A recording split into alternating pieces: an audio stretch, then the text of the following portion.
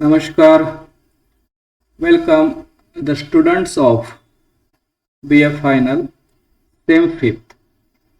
Today we are going to learn a very beautiful poem, and the poem is taken from compulsory English textbook.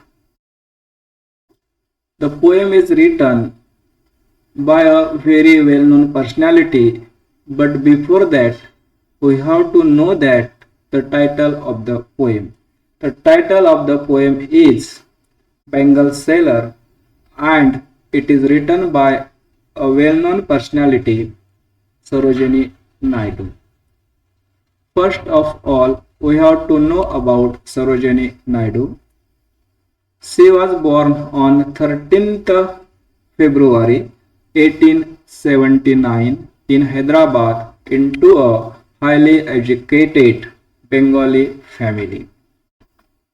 She died on 2nd of March 1949 in Lucknow. She studied at University of Madras, King's College London and Cambridge University. She is known as the first Indian woman president of Indian National Congress. She worked for the education for women. She also worked for the right of franchise, मतदानाचा अधिकार स्त्रियांना मिळावा.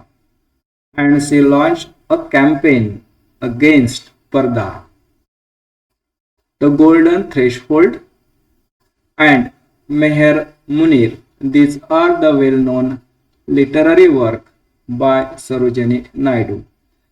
She is famous as the Nightingale of India. The poem is about Bangle Seller.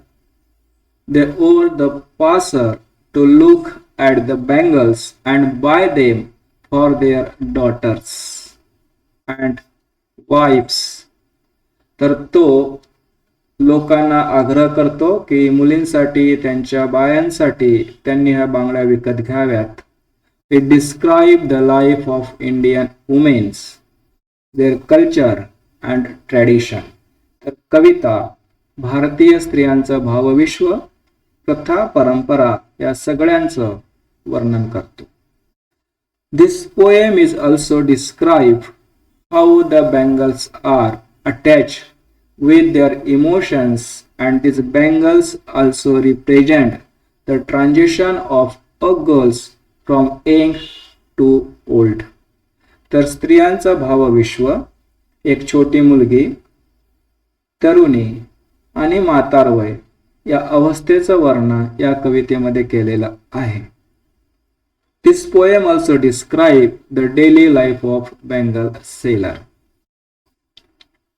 The narrator described that the Bangle Seller are shouting as they are trying to sell their bangles in the temple fair.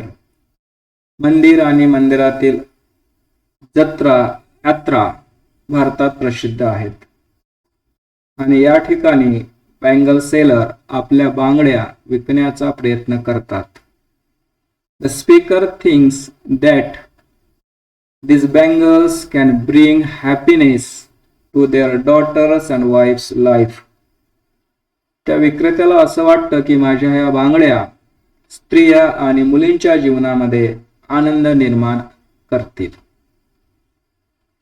In the second stanza, the bangle seller says that they carry various kinds of bangles for different needs. तो म्हणतो की त्याच्याकडे वेगवेगळ्या प्रकारच्या बांगड्या आहेत की ज्या वेगवेगळ्या प्रसंगाला स्त्रियांना उपयोगी पडू शकतात. There are bangles for young girls. तरुण मुलींसाठी बांगड्या आहेत, and they are silver and blue in color. त्या आहेत सिल्वर आणि ब्लू कलरच्या. He compared the silver and blue colors to the mountain mist. तर तो सिल्वर आणि ब्लू कलरच्या बांगड्या माउंटेन मिस्टशी तुलना करतो, which represents the freshness in youth girls. तरुण मुलीच्या मनातील ताजेपणा तो या कलर मधून प्रदर्शित करण्याचा प्रयत्न करतो. Some bangles are red and pink. काही बांगड्या लाल आणि गुलाबी कलरच्या आहेत. And it is compared to the tender flower buds. तर एखाद्या नाजूक सुंदर फुलांच्या कळीशी तो या बांगड्याची तुलना करतो.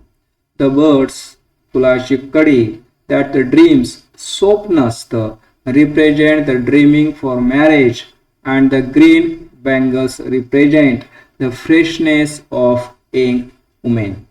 तर तरुण स्त्रियाच्या मनातील ताजेपणा हिरव्या बांगड्यातून तो प्रदर्शित करण्याचा प्रयत्न करतो. This stanza describe the early stage of women's life. In the third stanza, she speaks about the yellow bangles. आता या ठिकाणी कवयित्री पिवळ्या बांगड्यांबद्दल बोलते. She needs to look brighter of all on her wedding day. प्रत्येक तरुणीला वाटतं की विशेषतः लग्नाच्या दिवशी ती इतरांपेक्षा सुंदर दिसली पाहिजे. The bangle seller also have some red and orange color bangles. त्याच्याकडे काही रेड आणि ऑरेंज कलरच्या पण बांगड्या आहेत. Represent the desire and wishes of newly married bride. नववधूच्या मनातील भावनेचं प्रदर्शन या बांगड्यातून होतं असं त्याचं मत आहे.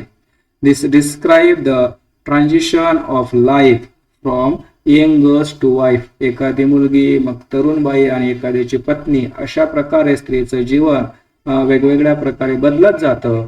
त्याचं वर्णन या बांगड्यांच्या माध्यमातून तो बँगल सेलर करतो. In the last stanza, the speaker describe the life of a woman after marriage. विवाहानंतर स्त्रियाच्या जीवनामध्ये कसा बदल होत जातो त्याचं वर्णन या ठिकाणी पाहायला मिळतं. The bangle seller are selling some purple color bangles. या ठिकाणी तो पर्पल कलरच्या बँगल विकतो with gold and gray flakes. This color describe the life of women raise her children well. स्त्रिया विवाहानंतर मुलांना लहानाचं मोठं करण्याचा प्रयत्न करतात. हेल्प हर हजबंड, पतीला मदत करतात. In all good and bad face of their life, जीवनातील चांगल्या आणि वाईट प्रसंगी ते त्यांच्या पतीला मदत करतात. हे भारतीय स्त्रियांचं विशेषत्व आहे आणि ते या ठिकाणी या कवितेतून मांडलेलं आहे. The purple colour represent the pride. Purple colour स्वतःचा आत्मविश्वास, स्वतःच्या बद्दलचा एक अभिमान, अँड ऑनर म्हणजे सन्मान व्यक्त करतो. And the grey colour represent the maturity. Grey colour स्त्रियांची परिपक्वता प्रदर्शित करतो of a middle aged woman. The bangle seller also says that these bangles are perfect for those women who maintain their family with pride and worship the God. ह्या bangle अशा स्त्रियांसाठी आहे की ज्या आपलं घर संसार चांगल्या प्रकारे सांभाळतात आणि देवाची पूजा अर्चा करतात. Now at the end, conclusion of the poem. The story teaches us about the various stages of a woman's life. स्त्रियांच्या जीवनातील वेगवेगळ्या स्टेजेसचं वर्णन या कवितेमध्ये केलेलं आहे. And also represent Indian culture, आणि भारतीय संस्कृतीचं पण वर्णन या कवितेमध्ये आलेलं आहे. This poem is all about the celebration of womanhood. स्त्री आणि स्त्रीत्व, वुमेनहुड याचं सेलिब्रेशन म्हणजे ही कविता.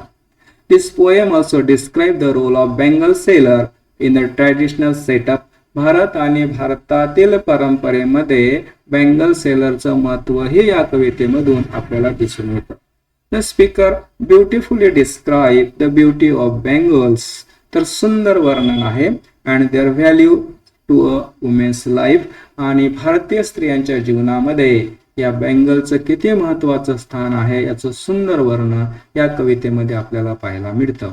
It also describe the social accepted role of women and different stages of their life.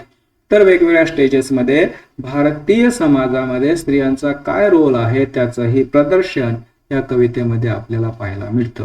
आता काही क्वेश्चनवर आपण चर्चा करणार आहोत. आपला पहिला क्वेश्चन आहे, which of the following words best match the perspective of the speaker of the poem? तर या कवितेमध्ये कवीने नेमकं कशावर भर दिलेला आहे, तर ते आहे फेमिनिस्ट पर्स्पेक्टिव्ह, स्त्रीवादावर ही कविता आहे. Where is the speaker going to? Speaker कुठे जात आहे? अ फेअर, एका यात्रेमध्ये जात आहे. आणि या पोएमची रायमिंग स्कीम आहे AABBCC.